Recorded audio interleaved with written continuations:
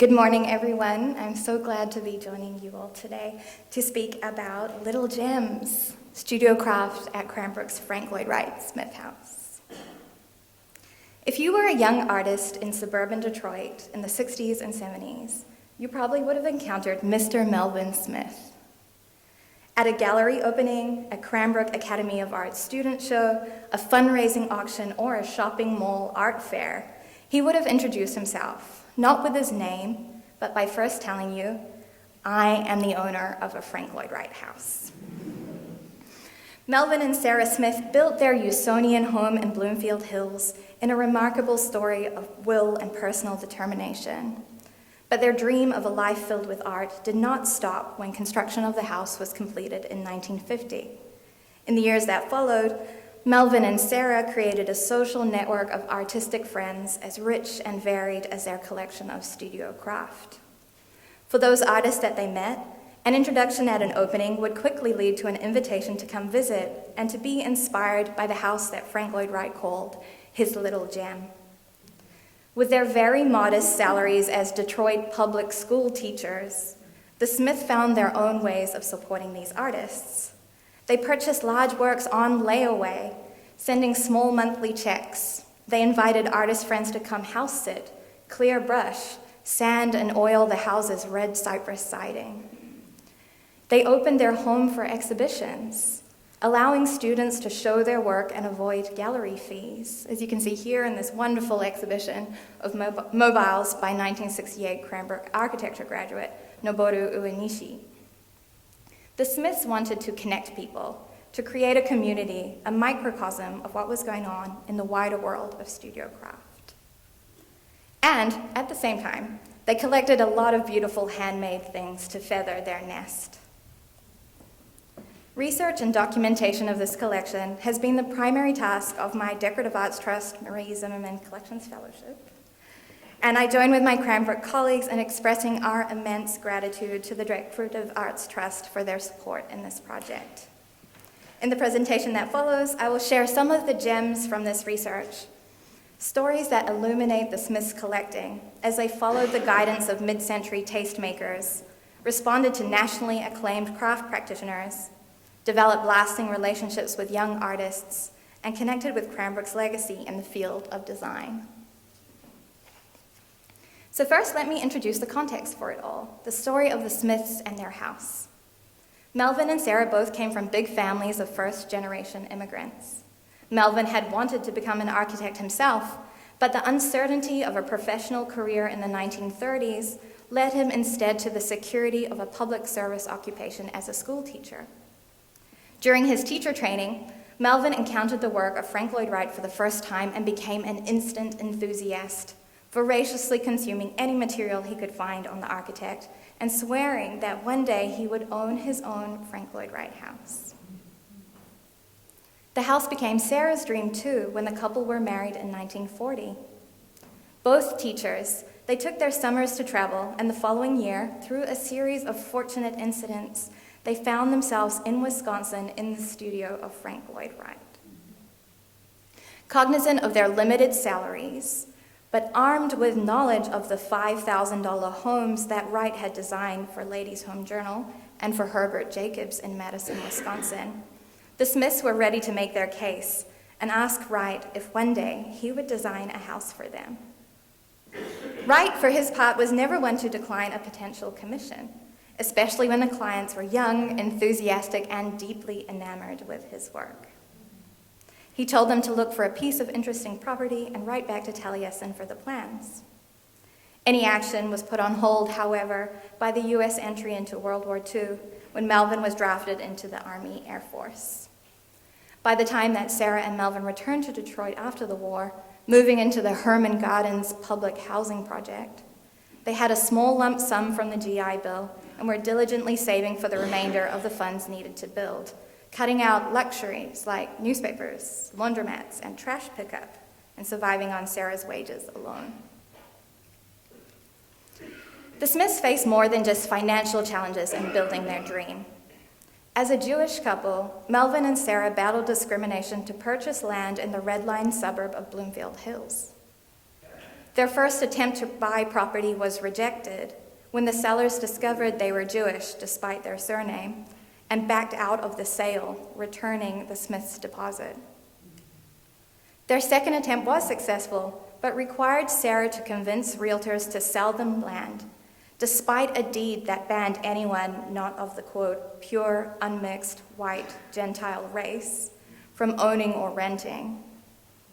Even after taking ownership in 1946, the Smiths defied neighbors who circulated an anti-Semitic petition to drive them from the area. Despite these hardships and the long years of scraping and saving, they were able to start building their home in 1949. To save money, Melvin acted as his own general contractor, and his timeliness and strict demeanor learned as a Detroit public school teacher paid off as the family were able to move in by the summer of 1950. The result of their efforts was an L-shaped Usonian home with unique pierced clerestory windows, flat cantilevered roof lines, and a limited palette of natural materials, brick, glass, concrete, and red cypress. Usonian, a term deriving from the acronym USA, was Wright's clever branding for his mid-budget residences for American families. Iterations of the plan first developed for Herbert Jacobs.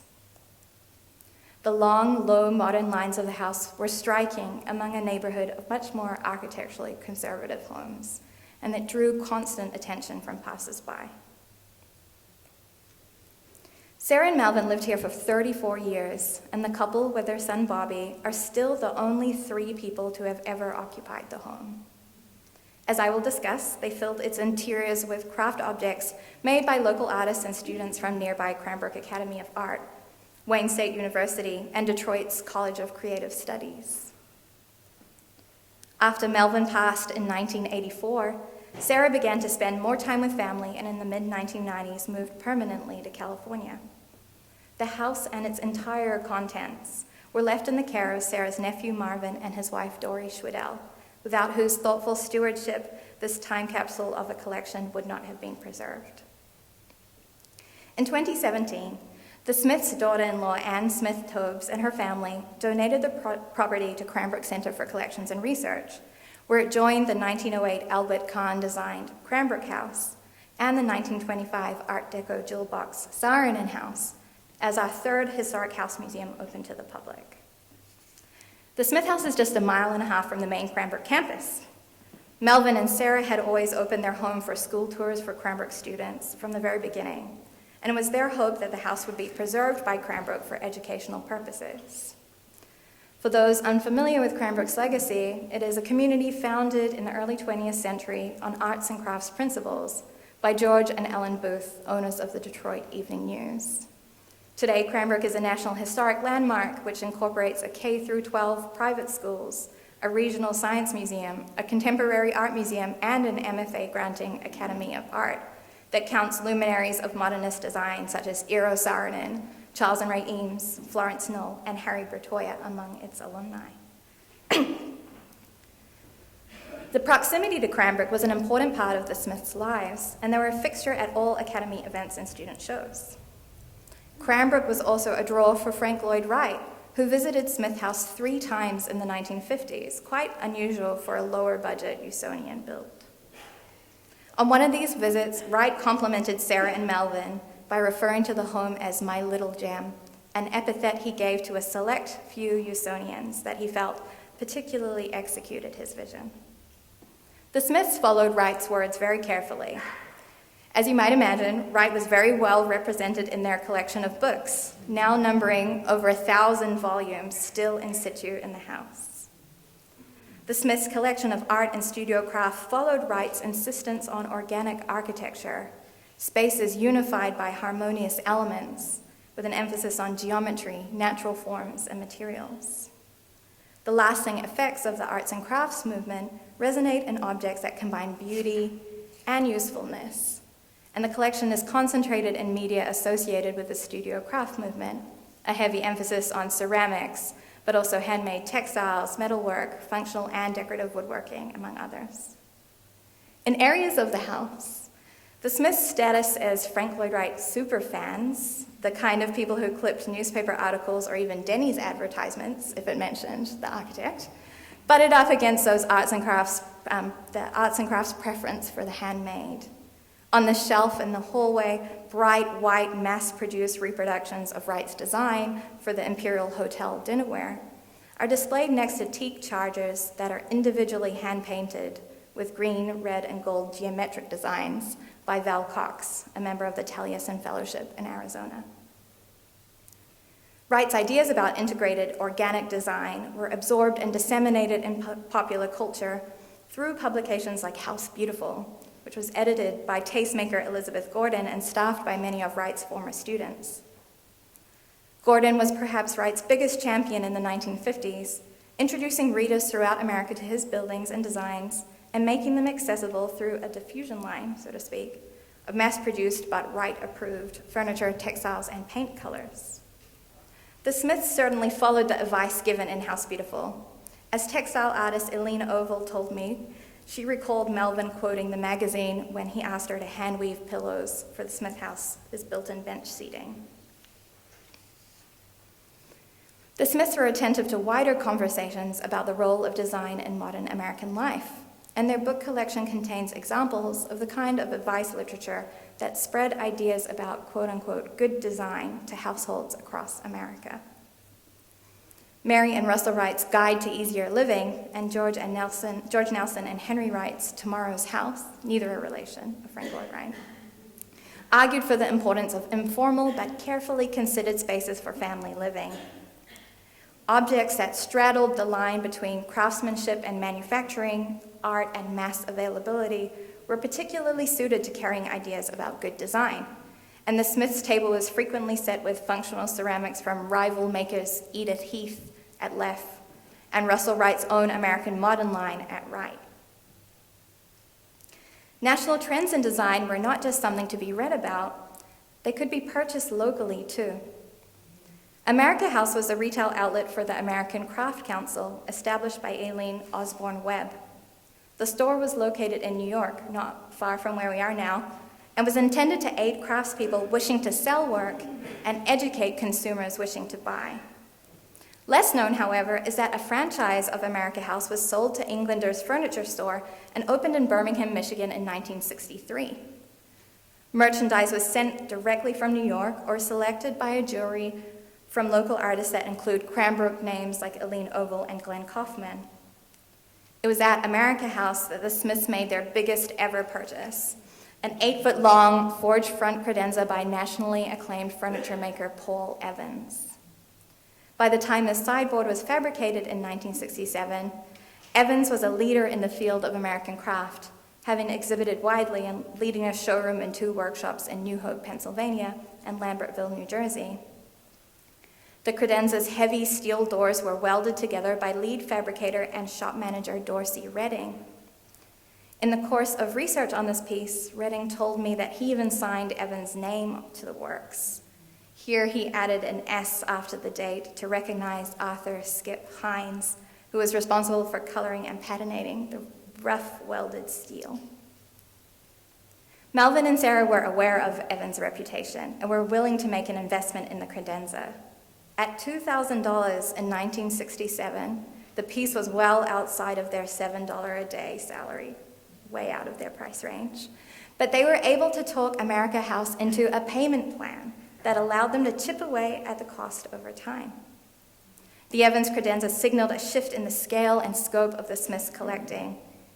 Objects that entered the house in the 1950s had been good design, subtle accents to the architectural spaces. But by the late 60s, the Smiths were ramping up their collecting as they established relationships with artists and galleries. These 2 bowls by Gertrude and Otto Natzler are another example of nationally acclaimed studio craft sold in Michigan. Though self-taught, the Natzlers formed one of the defining partnerships in 20th century ceramics and were celebrated in their time for the organic combination of Gertrude's paper-thin forms and Otto's experiments in glaze formulation. This oval vessel represents the skill of both artists. Its sculptural form is adorned with the Natzler's distinctive crater glaze, developed in 1948, which is fired to create a pockmarked surface encrusted with rich tones of yellow and brown. A receipt in the Smith Papers and Cranbrook archives indicates that Melvin and Sarah Smith purchased this bowl in 1968 from the Little Gallery, Birmingham. The Little Gallery was an important dealer in contemporary art in southeastern Michigan and exhibited Natzler ceramics from the 1950s through the 1970s. Proprietors Peggy and Albert DeSalle had a warm relationship with the Natzlers, and the couple frequently visited for social calls and to attend Little Gallery openings, where they might have crossed paths with the Smiths.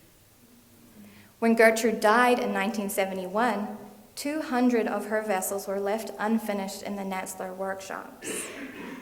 Otto methodically glazed and fired her final forms, many of which were exhibited at a memorial showing at the Little Gallery in April 1972.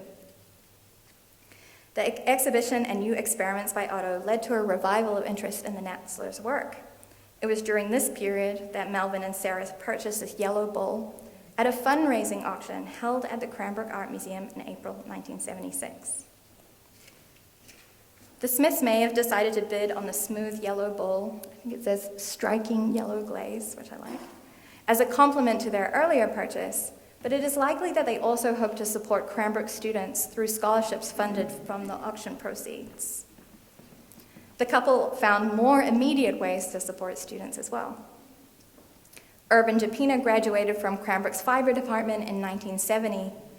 He is better known today for his cave rugs, which are shaggy textile environments. But in the mid-70s, he exhibited a series of tapestries woven using the Bexell looms invented by Cranbrook's first head of weaving, Loya Saarinen.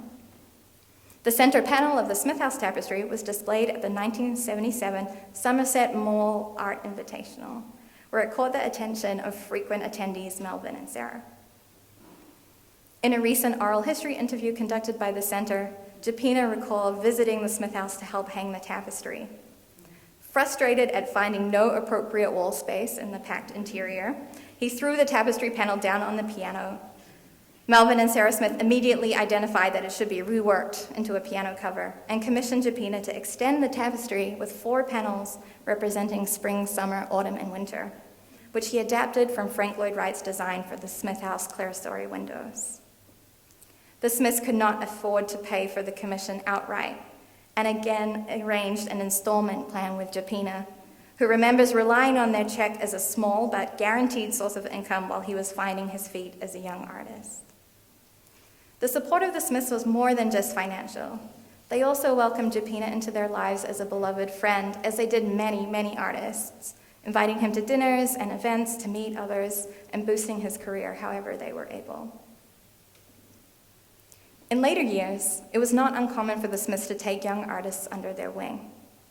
These stoneware plates with gestural glazed designs were made for the wedding of Sue Kolb and John Hardin, held at Smith House in August of 1984. Melvin and Sarah befriended the young ceramicists and invited them to hold their wedding reception in the garden at Smith House. Kolb and Hardin threw, glazed, and fired 120 plates for guests in attendance, as well as vases to hold flowers that decorated the tables. Kolb remembers these plates being delivered to the event still warm from the kiln. Sadly, Melvin Smith passed away at age 70, just days before the scheduled date of the wedding, but Sarah insisted that the event go ahead anyway. Kolb and Sarah kept up their friendship throughout the 80s in the form of further commissions like this tea set or in shared events like this ceramic sale at the Kolb studio. The last items to enter the Smith House collection reiterate the Smiths' connections to Cranbrook and the centrality of craft in their lives. These 3 vessels were made by Maya Grotel, artist in residence at Cranbrook from 1938 to 1966. Grotel's powerfully thrown forms and inventive glazed combinations garnered national attention, and under her leadership, the former pottery studio transitioned to a serious ceramics department. Grotel's rigorous pedagogy and her emphasis on craftsmanship continue to impact the field of ceramics today. Sarah Smith purchased this vessel by Grotel at the Cranbrook Art Academy and Museum annual fundraising auction in April 1985, less than a year after Melvin's passing. The purchase was simultaneously a means of supporting student scholarship funds, acquiring a piece of Cranbrook history, and bringing something beautiful into the house. It was a fitting tribute to the life and collection that Sarah and Melvin had built together. These little gems are just a small fragment of the much larger project of documenting the 1,400 objects in the Smith House collection. By focusing not only on the works themselves, but on what they meant to Sarah and Melvin and the community they helped make, this project aims to chart a much more intimate and connected history of art, architecture, and studio craft in 20th century Michigan. The Smiths took the lessons of Frank Lloyd Wright and the mid-century tastemakers to heart. They made art their life. Smith House thus tells the remarkable story of what it actually meant to live with modern design. Thank you.